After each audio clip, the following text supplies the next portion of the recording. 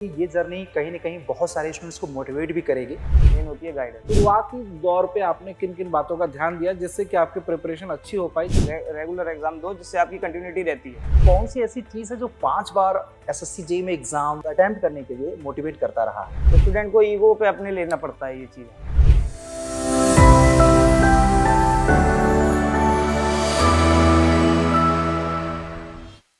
Hello engineers, SSC JEE के selection series में आपका स्वागत है। मैं आप सभी का वेलकम करूंगा इंजीनियर्स अड्डा के इस प्लेटफॉर्म पे। चूंकि आज की ये वीडियो बहुत ही ज़्यादा इंपॉर्टेंट होने वाली है। हमारे साथ एक ऐसे गेस्ट मौजूद हैं जिन्होंने ना ही एसएससी जेईई क्लियर किया है, बल्कि क्लियर करने के बाद बहुत सारे जो हर्डल्स थे उस पर काम करते हुए बहुत सारे एग्जामिनेशन में अच्छा रिजल्ट दिया है। गाइज, मैं आपको मिलाना चाहूँगा प्रशांत से। प्रशांत ने एसएससी जेईई 2022 के एग्जामिनेशन में बीआरओ डिपार्टमेंट हासिल किया और साथ साथ में अपनी पूरी की पूरी सिलेक्शन जर्नी को बयां करेंगे हमारे साथ। मेरे साथ आरके सर जुड़े हुए हैं। आरके सर, क्या कहेंगे प्रशांत के बारे में? सर, मैं तो बस इतना ही कहूँगा कि ये जर्नी कहीं न कहीं बहुत सारे स्टूडेंट्स को मोटिवेट भी करेगी, क्योंकि सिलेक्शन तो आजकल बहुत सारे बच्चे दे रहे हैं। बहुत सारे ऐसे भी स्टूडेंट्स होते हैं जो पास आउट होते हैं, साल 6 महीने तैयारी करते हैं, उनका सिलेक्शन हो जाता है, तो उनको पता भी नहीं चलता कि कितना स्ट्रगल होता है। बट ये जर्नी शायद उन सभी स्टूडेंट्स के लिए होता है जो 2-3 साल प्रिपरेशंस करने के बाद गिव अप कर देते हैं, और जिस स्पीड से प्रिपरेशंस करने के लिए आते हैं, शायद वो उस स्पीड में प्रिपरेशंस करते हैं और सफलता नहीं मिलती है, तो वो गिव अप करके प्राइवेट सेक्टर में या जहाँ भी जिस भी सेक्टर से आए हैं वहाँ पे चले जाते हैं। तो गाइज, मेरा बस आप लोगों से सजेशंस यही है, आज ये पूरा वीडियो देखिएगा, शायद आप लोगों को मोटिवेट करेगा और बहुत सारी चीज़ें आप लोग यहाँ पे गेन भी करेंगे। कैसे एक बच्चे को अपनी जर्नी को स्टार्ट करना चाहिए, कहाँ कहाँ से तैयारी करना चाहिए, किस किस तरह से अपनी प्लानिंग होनी चाहिए, तो कंप्लीट डिस्कशन करेंगे। तो without wasting too much time, सबसे पहले मैं प्रशांत से पूछना चाहता हूँ कि आज आपको कैसा लग रहा है? थोड़ा सा बेसिक अपने बारे में बताइए बच्चों को। सर, माई सेल्फ प्रशांत। हाँ। Selected in BRO. सर, आप सर आर मिश्रा सर से और अजय सर से मैं सर ऑफलाइन भी पढ़ा हूँ, और सर मैंने ऑनलाइन भी सर के लेक्चर्स वगैरह, क्वेश्चन वगैरह की सीरीज, मैराथन सीरीज वगैरह मैंने देखी है काफ़ी। तो सर ये बात है कि एक होती है सर गाइडेंस, मेन होती है गाइडेंस। ठीक है, गाइडेंस अगर प्रॉपर वे में मिले, ठीक है, मेहनत तो हर कोई कर लेता है, ठीक है, मेहनत तो चलती रहती है, करते रहते हैं, लेकिन गाइडेंस एक चीज़ ऐसी होती है कि अगर सही डायरेक्शन में है मेहनत, तो आपको मिल ही जाता है जो आप चाहते हो। बिल्कुल। तो प्रशांत, मैं अगर स्पेसिफिकली पूछूं अगर आपसे कि आपने अपने करियर में सबसे पहले आपने ग्रेजुएशन किया होगा, या फिर बहुत सारे बच्चे ऐसे होते हैं कि डिप्लोमा पास आउट होते हैं, उसके बाद बीटेक करते हैं, उसके बाद एग्जामिनेशन की प्रिपरेशन करते हैं। तो आप अपने प्रिपरेशन जर्नी से पहले की जो जर्नी रही है आपकी, उसके बारे में थोड़ा सा बताइए कि आपने किस कॉलेज से पढ़ाई की और कॉलेज से पढ़ने के बाद जब प्रिपरेशन स्टार्ट किया तो शुरुआती दौर पे आपने किन किन बातों का ध्यान दिया जिससे कि आपकी प्रिपरेशन अच्छी हो पाई, जिससे आपने सिलेक्शन लिया? सर, मैंने सर ईशान से सर डिप्लोमा करा था, और सर बीटेक करी थी सर। फिर उसके बाद सर जैसे कि सर ये रहता है, आपके नोट्स सर प्रिपेयर हो गए एक बार, सर आपको सर वो पढ़ना है, वो डेली बेसिस पे पढ़ने हैं आपको। फिर लेकिन सर कुछ सर सारी चीज़ें कोई टीचर कवर नहीं कर पाएगा। कुछ चीज़ें आपको कवर करनी होंगी खुद ही बाय सेल्फ। मेन बात ये है। अब आप देखें, जैसे कि आप क्वेश्चन लगाएंगे, आपको वैरायटी ऑफ क्वेश्चन मिलेगी। कुछ क्वेश्चन ऐसे आते हैं आउट ऑफ द बॉक्स, तो उसमें आप कुछ नहीं कर सकते, तो उसमें कुछ चीज़ें छोड़ने की भी होती हैं। आप ये नहीं है कि मतलब इन डेप्थ एज किसी भी सब्जेक्ट का कोई एंड नहीं होता। मेन चीज़ ये है कि जो प्राइमरी चीज़ें हैं उन पे हम ज़्यादा फोकस करें, और जो out of the box question है उनको नहीं इतना प्रायोरिटी दें। मतलब आप ये कह रहे हो कि अगर आपने प्रिपरेशन स्टार्ट की थी उस समय, तो उस समय आप उन चीज़ों में उलझे नहीं थे जो चीज़ें आपसे नहीं हो पाती थी। मतलब जो चीज़ें आप ग्रैब कर पाते थे उन चीज़ों को आपने पढ़ना स्टार्ट किया, नोट्स बनाने स्टार्ट किए और आपने एक प्रिपरेशन स्टार्ट कर दी। पहला अटेम्प्ट आपका कैसा रहा? और मैं इसलिए बोल रहा हूँ बच्चों आपको, क्योंकि बहुत सारे बच्चे ऐसे होते हैं कि फर्स्ट अटेम्प्ट आप जब देते हो ना, तो उसमें आपके मार्क्स बहुत कम होते हैं। कई बार आप निराश हो जाते हो, आपको लगता है कि ये एग्जामिनेशन मेरे लिए बना ही नहीं है।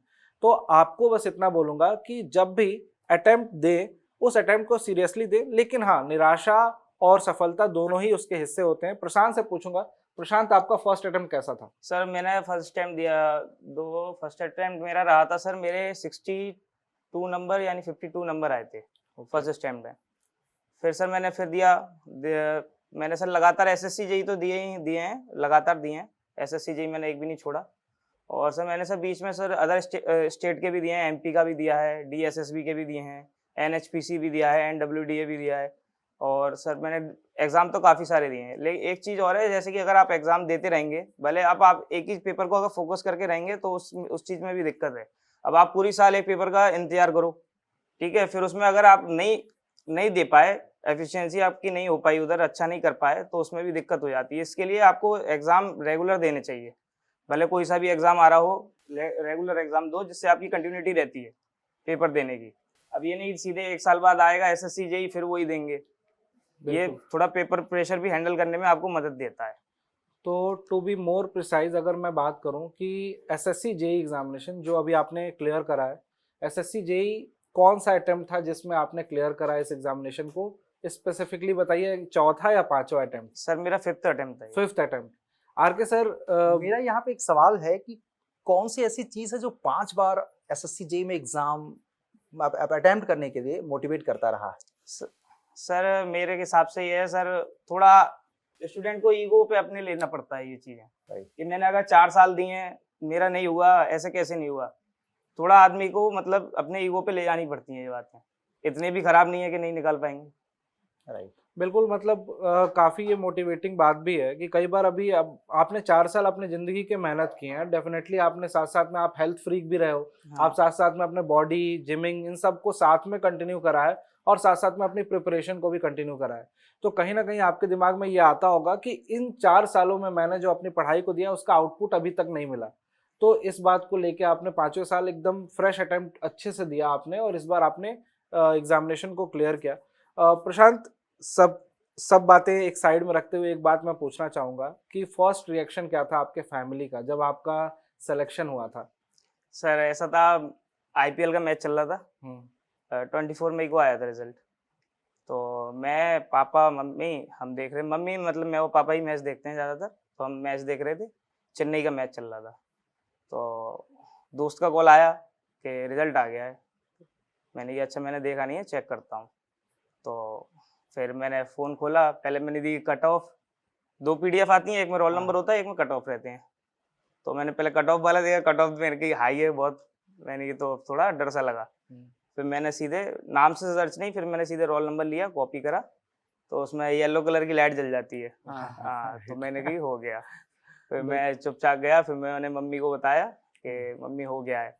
फिर मम्मी ने कही चेक कर ली एक और बार, हुआ ही नहीं हुआ, कहाँ हुआ है दिखा मेरे को। तो फिर आंसू निकल आ जाते हैं थोड़े बिल्कुल, बहुत। बिल्कुल, वो तो नेचुरल है। हाँ, फिर बताया था फिर पापा वगैरह को, तो अच्छा लगा काफ़ी। ओके। तो मैं प्रशांत ये पूछना चाह रहा था कि जैसे कि आपने प्रिपरेशन जर्नी को स्टार्ट किया होगा, तो बेसिकली SSC जेईई, जैसे कि आपको SSC जेईई को ही आपने क्यों प्रेफर किया कि हम SSC जेईई की ही तैयारी क्यों करें? बाकी बहुत सारे एग्जामिनेशंस होते हैं, आपने डिप्लोमा भी किया, तो आप डिप्लोमा के बाद अपनी तैयारी शुरू किए या बीटेक के बाद? डिप्लोमा के बाद। तो आपने SSC जेईई को ही क्यों चूज किया? सर SSC जेईई का सर इसके लिए करा सर, पापा सर मेरे सर इंजीनियर ही हैं, राइट। यूपी जल निगम से, यही रिटायर्ड। तो सर मुझे इंजीनियर ही बनना था। ओके। तो शुरुआत से सर इंजीनियर पे ही फोकस रखा मैंने सर। ना मैंने सर देखा होगा सर, जैसे 2-3 साल तैयारी करते हैं मोस्टली, ये होता है जैसे कि आपने बीटेक करी, ठीक है, जो कोर में जाना चाहता है वो उनको नहीं मिल पाता इतना, राइट। वो इधर उधर भागने लगते हैं। ज़्यादातर ये होगा मोस्टली कि आप गए दिल्ली, आपने तैयारी करी, 2-3 साल तैयारी करी, नहीं हुआ, प्राइवेट में चले गए, फील्ड चेंज कर ली, ये सब होता है। तो सर मेरा ये था सर, एक ही चीज़ मेरा फोकस था, ना मैंने एक भी नॉन टेक पेपर दिया आज तक।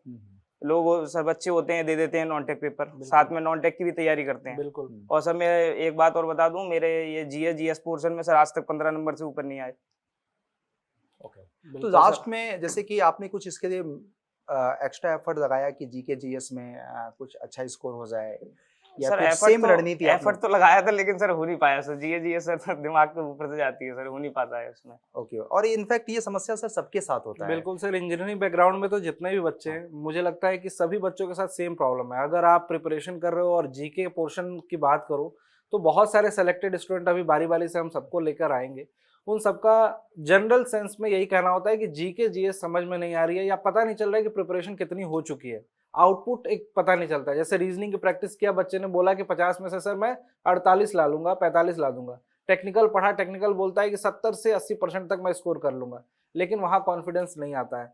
और ये जैसा कि आपने भी फील करा। और मेरे को लगता है सर इसका एक कारण ये होता है कि अगर जी और जीएस को सच में कोई बच्चा अगर चाहा जाए कि हमें 50 में 40 लाना, तो उसको यूपीएससी लेवल की तैयारी करनी पड़ेगी। हाँ बिल्कुल। सर, सही बात है। क्योंकि इतने सारे फैक्ट है, और ऐसा भी नहीं है कि फैक्ट का दायरा लिमिटेड सीमित है, कुछ कहीं से भी कुछ बहुत भी पूछ वाइड है ले सर, रहे हैं। बहुत वाइड। इसलिए मुझे लगता है कि कोई भी क्वेश्चन बच्चा देखता है तो उसको लगता नहीं है मैंने पढ़ा तो है, लेकिन उसका सोल्यूशन सही नहीं पता होता है, ऑप्शंस में कंफ्यूजन होता है। और सर आजकल सर क्वेश्चन भी ऐसे आते हैं, पूछो मत जीएस में, माइग्रेटेड पॉपुलेशन बताइए जो नेपाल में चली गई इंडिया की, वो भी परसेंटेज में। अब ये कौन ही पढ़ेगा। बिल्कुल, ये छोटे छोटे फैक्ट्स होते हैं जो आप अगर पढ़ रहे हो प्रॉपरली नॉन टेक के सब्जेक्ट को, तो आप नॉन टेक के फील्ड की तैयारी कर सकते हो और टेक्निकल की फिर वही बच्चा कर सकता है जो ऑलरेडी पीसीएस की तैयारी कर रहा है, आईएएस की तैयारी कर रहा है। लेकिन फिर भी मैं कहूंगा सर कि जो बच्चे सिलेक्शन ले रहे हैं इनमें से बहुत सारे ऐसे बच्चे भी हैं जिन्होंने जीके जीएस पोर्शन में भी अच्छा हाँ, स्कोर करा है। मतलब दो रास्ते हो सकते हैं सर, कि आप या तो आप रीजनिंग और टेक्निकल को इतना ज्यादा कर लो कि 5-10 नंबर का जो मार्जिन है वो खत्म हो जाए, बिल्कुल। या तो भाई आप इक्वली सबको इंपॉर्टेंट दो, कम से कम जीके जीएस में 20-25 नंबर तो आ जाए, कम से कम इज्जत बनी रहे। बिल्कुल। ये है। एक और सवाल आपसे प्रशांत मैं पूछूंगा अभी फिलहाल जो आपकी स्टडी से रिलेटेड है। टेक्निकल सब्जेक्ट की बात करते हैं, आपकी ब्रांच सिविल इंजीनियरिंग है। सिविल में आपने कौन से ऐसे सब्जेक्ट थे जिस पे ज़्यादा फोकस किया, बहुत ज़्यादा फोकस, जिससे कि आपने सोचा कि इन सब्जेक्ट की बदौलत 4 से 5 सब्जेक्ट, इन सब्जेक्ट की बदौलत मैं अच्छा कर जाऊंगा एग्जामिनेशन में? सर सोम, आरसीसी, बीएमसी, सर्वे, और ये तो सर मेजर मेरे सही थे, मतलब सब्जेक्ट। इसमें सर ज़्यादा मेहनत करनी नहीं पड़ती थी मुझे। और सर जो मेहनत करनी पड़ती थी सर, एक तो हाइड्रोलिक्स, हाइड्रोलिक्स, इरिगेशन तो सर ये समझ लीजिए कि उसमें तो सर बहुत डीप में पढ़ना पड़ा था, क्योंकि मेरे को कुछ आता ही नहीं था इरिगेशन में। तो मैंने सर बुक से भी काफ़ी कवर करा, यूट्यूब लेक्चर से भी काफ़ी कवर करा। तो मेजर तो सर यही रहते हैं, सोम, आरसीसी। लेकिन सर सोम इतनी प्री में आती नहीं है, सोम के कम ही मिलते हैं क्वेश्चन। लेकिन जो अच्छा नंबर वेटेज रहता है, आप आरसीसी ले सकते हो, सीटी से ले सकते हो, बीएमसी से ले सकते हो, सॉइल मैकेनिक्स से ले सकते हो। यहाँ से मतलब अच्छा खासा आपका पोर्शन ग्रैब हो जाता है। तो अगर मैं बोलूं कि पढ़ने की स्ट्रेटजी, तो इन सब्जेक्ट को आप कैसे पढ़ते थे? जैसे नोट्स आप डेफिनेटली बनाया होगा, नोट्स कैसे बनाए आपने, क्वेश्चंस की प्रैक्टिस कैसे करते थे, कहाँ से करते थे? सर ऐसा था, सर मेरे पे एक तो नोट्स रहते थे, और सर एक मेरे पे रहते थे शॉर्ट नोट। तो शॉर्ट नोट्स में सर एक पेज पे सर मैं उसके जो पॉइंट जो मैं भूलता था, या फिर जो फॉर्मूले वगैरह होते थे, वो सब मैं लिख लेता था। और सर पेपर से वो पहले, मतलब 2-3 महीने पहले मैं उन्हीं को रिवाइज करता था। ऐसा नहीं कि मैं पूरे नोट्स ही लेके बैठ रहा हूँ, इतना टाइम नहीं होता, 14 सब्जेक्ट कवर करने हैं। बिल्कुल। ठीक है। और फिर आपको जीएस भी देखनी है, रीजनिंग की भी रोज प्रैक्टिस करनी है। ठीक है। तो उसके लिए क्या करना पड़ता है, शॉर्ट नोट्स लिए, शॉर्ट नोट्स पढ़े, एक बार रीड आउट करे, 1-2 घंटे में हो जाएगा, 2 घंटे में हो जाता है शॉर्ट नोट्स का। ठीक है। रीड आउट करे, फिर अपना सीधे आप यूथ कंपटीशन उठा लीजिए। यूथ कंपटीशन में क्योंकि सभी मिल जाते हैं इधर उधर के सारे पेपरों के क्वेश्चंस, तो वहां से फिर मैं लगाना चालू करता था। एक दिन में मेरा रहता था कि एक दिन में मेरे को एक बार जब आप लगा लेते हो तो 200-300 एमसीक्यू कोई मायने नहीं रखते हैं एक दिन में, अगर आप लगा रहे हो। बिल्कुल। तो 200-300 एमसीक्यू लगा लिए टेक्निकल के, फिर रख दी। फिर जैसे कि फिर उसको मतलब सब्जेक्ट को 2 दिन में निपटा देता था मैं। ओके, मतलब ये स्ट्रेटजी आपकी रिवीजन की होती थी। हाँ। अच्छा, मेरा यहाँ पे एक सवाल होगा कि बच्चों के मन में सवाल होता है कि जैसे कि प्रिपरेशन स्टार्ट करता है, टेक्निकल की बात करते हैं, तो क्या आज का ऐसा दौर है कि कुछ इंपॉर्टेंट सब्जेक्ट से अपनी तैयारी हो जाएगी, या हमें ऑन एन एवरेज सभी सब्जेक्ट को अच्छे से ऑन एन एवरेज सर सभी सब्जेक्ट को पढ़ना पड़ेगा, आप छोड़ के नहीं जा सकते किसी ऐसा क्यों आपको लगता है कि सभी सब्जेक्ट को पढ़ना पड़ेगा? सर सभी सब्जेक्ट को, चलो अभी आपने चलो प्री दिया, प्री में तो ठीक है दे दिया आपने, चलो ठीक है, जो आप सब्जेक्ट छोड़ के गए थे नहीं आया उससे, आपका लक काम कर गया उधर। ठीक है। अब आप गए मेंस में। ठीक है। मेंस में अब जैसे कि आप इरिगेशन छोड़ के गए, अब इरिगेशन में ऐसा आ गया कि वो आप छोड़ नहीं सकते, तो उधर आपको दिक्कत आएगी। दिक्कत तो आनी है, पहले आएगी या फिर बाद में, आ ही जाती है दिक्कत तो। ओके, तो मतलब ये है कि हमें अब क्योंकि एग्जामिनर भी एक्सपेरिमेंट कर रहा है अब, हाँ। और हमें भी कहीं ना कहीं उसके हिसाब से तैयार होना पड़ेगा। बिल्कुल सर, सिविल में ऑब्जर्व यही किया गया है कि सिविल की प्री की कट ऑफ जो है लगभग 60% तक जाती है। तो बच्चे सोचते हैं कि चलो इन 2 सब्जेक्ट को छोड़ भी दे तो हम स्कोर कर लेंगे अच्छा खासा, जिसका जीके जीएस स्ट्रांग है वो उधर से स्कोर कर लेता है। लेकिन ओवरऑल अगर बात करें तो प्री और मेंस को दोनों को देखें तो हमें हर सब्जेक्ट से पाला पड़ता है, क्योंकि इस बार तो मेंस में तो हम लोगों ने भी इतना गणित नहीं लगाया था कि मेंस की कट ऑफ इतनी चली जाएगी। बिल्कुल, अच्छा खासा कट ऑफ ज्यादा इस बार तो सर नंबर ऑफ वैकेंसी ज्यादा होने के बाद भी कट ऑफ गई, और बहुत सारे बच्चों का सिलेक्शन नहीं हुआ इस वजह से, जो एक्सपेक्टेड उनके मार्क्स थे उतने मार्क्स नहीं आए उनके।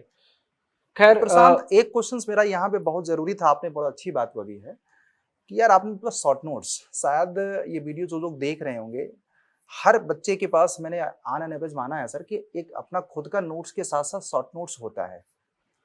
सर शॉर्ट्स नोट सर बहुत जरूरी है सर, आपको सर वो रिवीजन करने में मतलब आप ऐसे रिवीजन कर जाओगे सब्जेक्ट का, पता भी नहीं चलेगी आपको कुछ नहीं। दो मतलब मुश्किल से आप मान लीजिए शॉर्ट नोट्स के लिए 6-7 पेजेस होंगे एक सब्जेक्ट के, ठीक है, आगे पीछे लिखे होंगे तो मान लो 14 पेजेस, ठीक है। अब आप उसको 2 घंटे में रीड आउट करके आप अपने क्वेश्चन पे सीधे जाइए। वो कैसे बनाते हैं आप, मतलब बताएंगे बच्चों को? उसमें से जैसे कि आप फॉर्मूले लिख लीजिए, ठीक है, कुछ ऐसे होती हैं जैसे कि कुछ चीजें डायरेक्टली प्रोपोर्शनल चलती हैं, ठीक है, तो उन चीजों को लिख लीजिए, फॉर्मूले लिख लीजिए। कुछ पॉइंट्स होते हैं, कुछ एमसीक्यू होते हैं जो अच्छे लगते हैं कि ठीक है ये इंपॉर्टेंट है, ये आ सकता है, अच्छा क्वेश्चन है, तो वो थोड़े लिख लिए। जो चीजें आप भूलते हैं रिकॉल करने की, जैसे सिलेंडरनेस रेशियो हो गए स्टील में 180, 360, 400 वाला, प्रॉपर टेंशन में, कंप्रेशन में, वो चीजें बहुत कंफ्यूजिंग होती हैं, वो लिख लीजिए। तो वो आपकी वो बार बार नजर पड़ेगी उस पर, तो वो आपको खुद ही याद हो जाएंगे और ज्यादा टाइम ही नहीं लगता उसमें, एक बार बन गया तो फिर वो बन ही गया। मतलब जो फैक्चुअल डेटा है उसको आपने शॉर्ट नोट्स में रखा और छोटे छोटे फॉर्मूले जो आप भूलते हो जो ज्यादा पूछे जाते हैं, तो ये best strategy I think short notes और ऐसा ही इनफैक्ट होना सर चाहिए। इसमें बहुत सारे बच्चे डिमांड भी करते रहते हैं, आजकल ऑनलाइन का जो दौर चल रहा है, सर हमें शॉर्ट नोट्स दे दीजिए।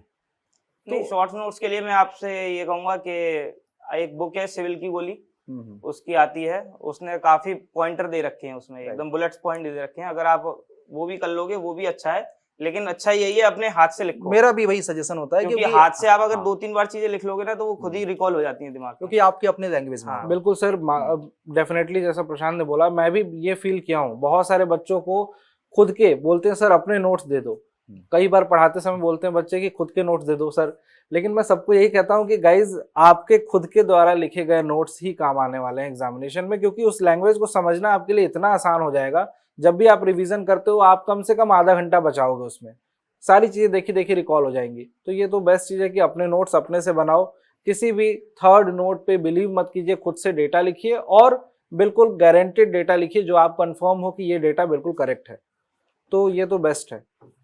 अच्छा, नेक्स्ट क्वेश्चन प्रशांत ये रहेगा कि क्या लगता है कि प्रिपरेशंस में कितने क्वेश्चंस की प्रैक्टिस कर लिया जाए? आप जैसे आपने अभी देखा कि सर बोल रहे थे 200-300 क्वेश्चंस कर लेते थे एक दिन में। सर एक बार तो सर मैंने बीएमसी के सर गुप्ता करी है सर पूरी, हाँ, एक ही दिन में, जितने भी क्वेश्चन है सारे, पूरी बिल्डिंग मटेरियल ऑलमोस्ट उसमें 500 क्वेश्चन हाँ। आपने प्रैक्टिस करे हैं। बिल्कुल सर, क्योंकि इनका वो फेज था कि प्रिपरेशन के बाद केवल प्रैक्टिस वाला फेज चल रहा था। प्रिपरेशन इनने पहले कर ली और उसके बाद ये प्रैक्टिस कर रहे थे पूरे दिन। उन बच्चों के लिए थोड़ा सा डिफिकल्ट हो जाता है, मुझे ऐसा लगता है कि जो पढ़ भी रहे हैं सब्जेक्ट को और प्रैक्टिस भी कर रहे हैं। हाँ सर, उनके लिए सर काफी डिफिकल्ट हो जाता है। हाँ, तो उनके लिए थोड़ा टाइम मैनेजमेंट, लेकिन हार्डली मैं अगर आपसे पूछूं प्रशांत कि एक दिन में कितना समय निकालते थे पढ़ाई के लिए? एक दिन में सर आप अगर 4 से 6 घंटे भी निकाल रहे हो, मोर देन सफिशिएंट है। 4 से 6 घंटे का समय आप हाँ। निकालिए, मतलब मतलब प्रॉपर प्रिपरेशन हो चुका था, आपको प्रैक्टिस करना था, रिविजन्स करना हाँ। था, ये वाला। लेकिन अगर कोई बच्चा अगर दोनों करना चाहे एक साथ, दोनों करना चाहे सर, जैसे मैंने मेंस में सर दोनों करा था, हाँ, तो हाँ। सर मतलब हो जाता है 6 घंटे क्लास, फिर आप रोज का एक टेस्ट 2 घंटे का, वो भी फुल इंटेंसिटी से देना होता है। उसके बाद ऐसा लगता है आदमी एग्जॉस्ट ही हो गया बिल्कुल। तो मेंस का भी टेस्ट देते थे आप? हाँ सर, मेंस के भी टेस्ट सीरीज ली थी मैंने। बिल्कुल, इसका मतलब कि 6 घंटे पढ़ने के बाद 2 घंटे का टेस्ट, उसकी एनालिसिस भी करते और होगे? उसकी एनालिसिस और सर फिर सेल्फ प्रैक्टिस एसएससी जेई की, मेंस की पीवाईक्यू की, फिर ईएसई की मेंस की पीवाईक्यू की, तो सर मतलब काफी कुछ हो जाता था। मतलब मान के चलो लमसम 10 घंटे का टाइम आप हाँ देते सर, होगे। मेंस में तो देना पड़ा था सर, क्योंकि आता नहीं था इतना, आता था लेकिन उस लेवल का नहीं आता था कि जिससे पेपर क्रैक हो जाए। एक सवाल रहता है कि बच्चों का रीजनिंग में क्या कहेंगे सर? जैसे सर अगर मैं बोलूं कि रीजनिंग में हम लोग हमेशा बच्चों को गाइड करते रहते हैं कि रीजनिंग की प्रैक्टिस 50 नंबर है बेटे, उसका डेली करना चाहिए या एग्जाम आए तो उस समय हम कर लेते हैं? नहीं सर, रीजनिंग तो अच्छी भी लगती है करने में सर, डेली कर लो। बच्चा जो ज्यादातर फंसता है वो सीटिंग अरेंजमेंट वाले क्वेश्चंस में फंसता है, तो आपको पहले ये देखना है, पेपर आप दे के आते हो आपको भी पता चल जाता है मैं कहाँ फंस रहा हूँ, मेरे को कहाँ इंप्रूवमेंट करना है। अब जैसे कि मैं पेपर दे के आता था, मेरे पे सीटिंग अरेंजमेंट के नहीं होते थे पहले क्वेश्चन, फिर मैंने अपने पे वर्क करा, भैया से पूछ लेता था मैं कैसे क्या होगा क्वेश्चन, ठीक है, तो भैया मेरी हेल्प आउट कर देता है इस चीज में, ठीक है, रीजनिंग वगैरह में। तो अब फिर जैसे मैं टेक्निकल में गया, मेरे क्वेश्चन छूट जाते थे इरिगेशन के आते हुए, फिर मैंने कही कि रीजनिंग इस पे इरिगेशन पे कमांड करनी पड़ेगी। तो आप जब पेपर दे के आते हैं तो आपको पता चल जाती है मेरा वीक पॉइंट किधर है, तो उस पर वर्क ऑन करना पड़ता है। बिल्कुल, इसका मतलब कि अपने वीक पोर्शन पे थोड़ा थोड़ा वर्क करिए डेली बेसिस पे, जो भी आपका वीक पोर्शन है, और स्पेसिफिकली रीजनिंग जो टाइम टेकिंग बच्चे बोलते हैं एग्जामिनेशन से निकल गए कि रीजनिंग करने के चक्कर में टेक्निकल छूट गया। गाइज इस चीज़ से बाहर तभी निकल सकते हो जब आप डेली प्रैक्टिस करेंगे। डेली प्रैक्टिस कीजिए, धीरे धीरे वो कमियां आपकी दूर होगी। और इसी तरीके से प्रशांत की तरह आप भी एक सिलेक्शन ले सकते हो अपने SSC JEE के एग्जामिनेशन में। प्रशांत, अच्छा लगा आपसे मिलके। आज का ये सेशन काफ़ी इंटरेक्टिव था। लास्ट में मैं बोलना चाहूँगा RK सर से कि कोई आखिरी सवाल प्रशांत से पूछना है आपको तो। देखो सर, ऐसे तो हर किसी की अपनी अपनी स्टोरी है। तो प्रशांत, रैपिड में 5-6 क्वेश्चंस पूछूंगा जो मेरे को लगता है कि उस एक स्टूडेंट्स की आवाज़ होगी। वो कितने घंटे पढ़ना चाहिए बच्चों को ऑन एन एवरेज, आइडियली अगर SSC JEE को क्रैक करना है तो? 4 से 6 घंटे। 4 से 6 घंटे आपको पढ़ना चाहिए। और कितने नंबर आप MCQ क्वेश्चंस कर दें अगर डिफरेंट MCQ सर, अगर जैसे आप टेक्निकल के कर रहे हो, आप अगर बिगनर हो हाँ तो उसमें थोड़ा कम कर पाओगे आप, हम्म, ठीक है, क्योंकि आपको सब्जेक्ट भी पढ़ना है, राइट। ठीक है, दोनों चीजें नहीं हो पाती इतनी फ्रिक्वेंटली। तो जैसे कि अगर आप थोड़ा टाइम दे चुके हैं तैयारी को, जैसे आपको हो गई है 1-2 साल हो गई हैं, तो आप क्या निकाल सकते हो 300 क्वेश्चन आराम से हो जाएगा 300 क्वेश्चंस एक दिन में? एक दिन में। तो सर अगर एक दिन में 300 क्वेश्चंस, तो रेशियो अगर निकाला जाए तो एक महीने में तो 10,000 क्वेश्चन हो जाएंगे सर क्योंकि सर बार बार करना पड़ेगा। हाँ, बार बार सर क्वेश्चन मतलब देखते ही समझ में आ जाता है कि ये टिक, ये हो गया, ये हो गया, ये क्योंकि हो गया। बच्चे तो 2000 क्वेश्चंस करने के बाद कहते हैं बहुत कर दिया। नहीं सर, ये उन बच्चों की आप बात करो जो बिगिनर हैं, जो स्टार्ट करते हैं प्रिपरेशन। लेकिन ये बात फैक्ट है कि आपको क्वेश्चंस ज़्यादा प्रैक्टिस करने पड़ेंगे। इन्होंने भी क्वेश्चंस प्रैक्टिस करी है और बाकी टॉपर्स का भी यही कहना है, जो बच्चे सेलेक्ट हो रहे हैं सबका यही कहना है कि क्वेश्चंस प्रैक्टिस तो करनी पड़ेगी बॉस। 300 क्वेश्चन इन्होंने बोला। कंसिस्टेंसी मेंटेन अगर कोई बच्चा रेगुलर करता है तो मान के चलते हैं कि एवरेज 200 निकल के आता है। तो एवरेज 200 क्वेश्चन पर डे अगर आप कर पा रहे हो तो बहुत अच्छी बात है। लास्ट टाइम पे, पीक टाइम पे इतना तो करना पड़ेगा। और ये वाला समस्या का क्या सोल्यूशन है? बच्चे जब प्रिपरेशन करते हैं तो लास्ट टाइम में बहुत सारे बच्चे ऐसे होते हैं कि अच्छा खासा कॉन्सेप्ट तैयार होता है, प्रैक्टिस भी होता है, लास्ट मोमेंट पे 10 दिन बाद सरेंडर कर देते हैं, एग्जाम के 10 दिन पहले सरेंडर कर देते हैं। ये ऐसा होता है, या तो 2-3 चीजें हैं। आपने अगर टेस्ट सीरीज लगा ली, ठीक है, टेस्ट लगा लिया, ठीक है, और टेस्ट आ गया बहुत ज्यादा टफ, उसमें आ गए आपके नंबर कम, ठीक है, तो आप हो जाओगे उधर डिमोटिवेट, ठीक है। तो लास्ट के 10-15 दिन में तो ना टेस्ट लगाओ, ना कुछ करो, ठीक है, ना MCQ करो, जो आपके शॉर्ट्स नोट हैं उसी को प्रॉपर दिन में 2-2, 3-3 बार रिवीजन करो। तो बस आखिर के 10-15 दिन में रिवीजन करो, बाकी कुछ नहीं, और दिमाग को काम रखो। जितना दिमाग ठंडा रहेगा उतना अच्छा आप परफॉर्म कर पाओगे। इट मीन टेस्ट लगाना है, क्योंकि आप बहुत पहले से तैयारी कर रहे हो तो बहुत पहले लगा करके अपने आप को इवेल्युएट कर लो कि भाई मैं यहाँ पे हूँ, मेरे अंदर ये कमी है। तो आप ये भी ट्रिक अपना सकते हैं। और भी कोई क्वेश्चन सर आपको लगता है? नहीं सर, ऑलमोस्ट हमने सारे क्वेश्चंस कवर कर लिए हैं। और प्रशांत ने जैसा बताया कि गाइज फर्स्ट अटेम्प्ट में नहीं हुआ, सेकंड अटेम्प्ट में नहीं हुआ, थर्ड फोर्थ नहीं हुआ, 5वें अटेम्प्ट में भी आप सिलेक्शन ले सकते हैं। और आपके अंदर कंसिस्टेंसी होनी चाहिए, आपके अंदर डिटर्मिनेशन होना चाहिए। आपको लगना चाहिए कि हाँ मैं इस एग्जामिनेशन को निकाल के ही रहूँगा। डेफिनेटली आपका एग्जाम निकलेगा। मेहनत करते रहो, सफलता के करीब पहुंचते रहो, धीरे धीरे जरूर सफलता मिलेगी। एक आप लोगों के मन में सवाल बैठ रहा होगा कि प्रिपरेशन जर्नी में फैकल्टीज का रोल क्या होता है। जैसे हम लोग पढ़ाते रहते हैं, एक बच्चा पास आउट होता है बीटेक अथवा डिप्लोमा करने के बाद, तो हम लोग अगर कोई ऑफलाइन कोचिंग ज्वाइन करता है या ऑनलाइन कोचिंग ज्वाइन करता है तो उसको किस तरह से हेल्प करते हैं, उसकी क्या एक्सपेक्टेशंस होती है, डिप्लोमा में कितने सारे सब्जेक्ट पढ़ा रहता है और हम कॉम्पिटिटिव एग्जाम में किस तरीके से पढ़ाते हैं। आइए हम आप लोगों को, रजत सर भी हमारे साथ यहाँ पे हैं और एक सेलेक्टेड बच्चे के साथ हम लोग बात कर रहे हैं कि उसको हम लोगों ने किस तरह से हेल्प कर सकते हैं, किए हैं हम लोग। सर फैकल्टी का सर बहुत इंपॉर्टेंट रोल होता है सर, वो गाइडेंस की तरह ही होते हैं आपके, ठीक है। और फैकल्टी का एक मेजर ये भी रोल होता है कि आप जहाँ पे आपको मतलब आप गए, आपने डिप्लोमा कर लिया, पास आउट, आपको नहीं आता कुछ, मेजॉरिटी पॉपुलेशन तो यही है कि आप डिप्लोमा करके आए, बीटेक करके आए, आता कुछ नहीं है, पढ़ना तो दोबारा से पड़ेगा। आने का नहीं, मुझे लगता है ऐसा रीजन होता है सर, 50 सब्जेक्ट पढ़ते हैं, हर सेमेस्टर में पढ़ते हैं, एक सब्जेक्ट पढ़ने के बाद दूसरे सेमेस्टर में जाते हैं उसको भूल जाते हैं, क्योंकि रिवीजन का कोई मतलब नहीं होता है वहां पे।